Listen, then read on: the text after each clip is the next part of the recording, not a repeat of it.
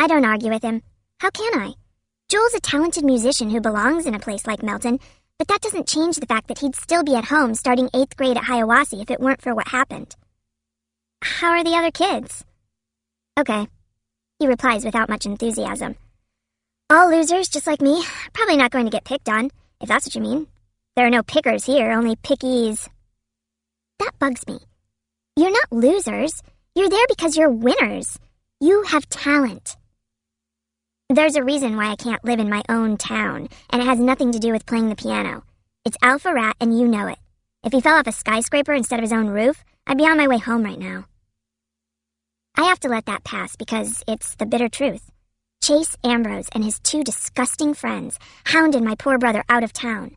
The thought of it amazes me, even though I saw it happen. I still can't figure it out. Chase isn't Darth Vader or Voldemort. He doesn't have the Force or dark magical powers, and yet he, Aaron Hakimian, and Bear Bratsky made Joel's life so miserable that my parents had no choice but to find him a school in another town. We tried to fight it. My dad spent so much time in the principal's office that it would have made sense for him to leave a change of clothes there. But nothing could be done about the bullying. Most of the time, there was no way to prove who was doing it. A random foot tripping Joel up in a crowded hall, a shoulder rammed into his chest that sent him sprawling. Sorry, man, didn't see you. Dog poop pushed in through the vents of his locker. His clothes mysteriously disappearing from the changing room to be replaced by a rabbit suit. When a science project wound up smashed, or a painting ruined in the art room, it was always Joel's. On the night of the talent show, when the fire alarm was pulled, it was during Joel's piano performance. It started with just Chase, Aaron, and Bear. Eventually, though, it spread.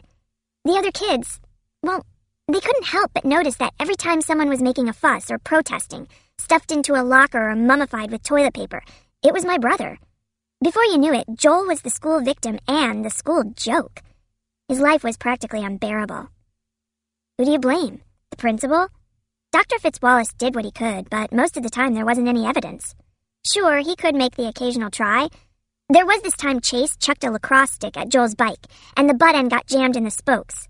Joel went flying over the handlebars and wound up with a sprained wrist, a black eye, and a nasty scrape along his jaw, stretching from chin to ear. There were plenty of witnesses to that one.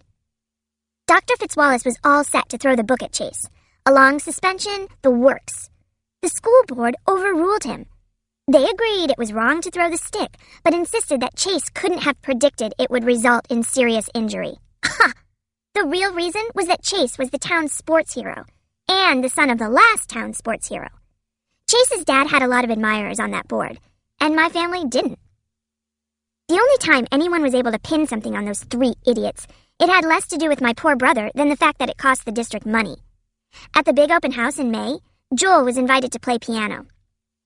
He's by far the best musician around here, even if none of the other kids appreciate it. Anyway, Chase, Aaron, and Bear planted 6 cherry bombs inside the school's baby grand, timed for the middle of the performance. I can still hear Joel's scream when the big firecrackers went off, splintering the wood of the piano. I think that's part of what makes him such an irresistible target for the Chases of the world. They know they can always get a reaction out of him. After that, Joel couldn't even walk down a hall without a bunch of football players making fun of how scared he was. We were all scared, but it's only Joel they remember. The irony is that the case against Chase and Company had nothing to do with the attack on my brother. No, it was the damage to the piano that got the administration upset enough to bring in the police. The juvenile court judge sentenced Chase, Aaron, and Bear to community service at our town's senior citizens' home, as if the elderly deserved that. You'd think Chase would leave Joel alone after that. It would have made sense. But sense has never been an Alpha Rat quality. So my parents found a new place for Joel, because as long as that bully was around, my brother would never be safe. Joel's probably right that if Chase had fallen off a skyscraper instead of just a roof, he'd be able to leave Melton and come home. Sometimes I feel like I should be up on that tall building, pushing Chase over the side. But that would make me no better than him. And I am better. Everybody is. The night before the first day of school, my dad always used to take Joel and me to Heaven on Ice, which is one of those self-serve frozen yogurt places. Even though Joel and I are twins, our dessert strategies are totally opposite. I get vanilla yogurt with just a handful of chocolate sprinkles. Joel prefers a thimbleful of yogurt and 99% toppings. It's a competition to see who can load up the most weight. I don't want to go this year. Come on, Shosh, my dad wheedles. It's a tradition. All your friends will be there. Not my best friend. He gives me a sad smile. So you and Joel are best friends now? When he's home, you two fight like cats and dogs. He should be home now. I know Dad's trying to help, but I'm determined to be miserable. We've been over this a million times. This is the best thing for Joel. Whatever the reason he's there, he'll learn to love Melton for the music program. In the end, I let him talk me into going. Mom and Dad are worried enough about my brother. I don't need them stressing over me, too. It's weird to be at Heaven and Ice without Joel. I see Hugo and Mauricia, and the first question they ask is how Joel's doing. The way they say it, it's like he's been shipped off to the moon, not Connecticut. I don't want to deal with the whole sob story again, so I changed the subject and asked them about camp. They both went to sleepaway this summer. Right when Hugo is telling me about his life and death struggle with a pup tent, I spot him. The jerk. The worst person in the world. Chase has a few small cuts and bruises on his face, although nothing like what I was hoping for. His left arm is in a sling, but that's about it. He's standing in front of the row of yogurt dispensers with a timid look on his face, like he honestly can't decide what flavor he wants. Isn't that classic? The kid who feasted on Joel, chewed him up and spit him out, can't make up his mind between strawberry banana and rum raisin. Too bad they don't have poison. He must feel me glaring at him because he glances up and catches my eye. He looks right through me at first, which is insulting enough. And then he does something so horrible that I can barely believe it, even from the likes of him. He casts me a shy smile. All the anger that's been building inside me since Joel left for Melton rises to the surface like magma. Before I have a chance to think about it and stop myself, I stalk over to Chase. I get right in his face and tell him, "You've got some nerve grinning at me after what you did. You stay out of my way or you'll be sorry."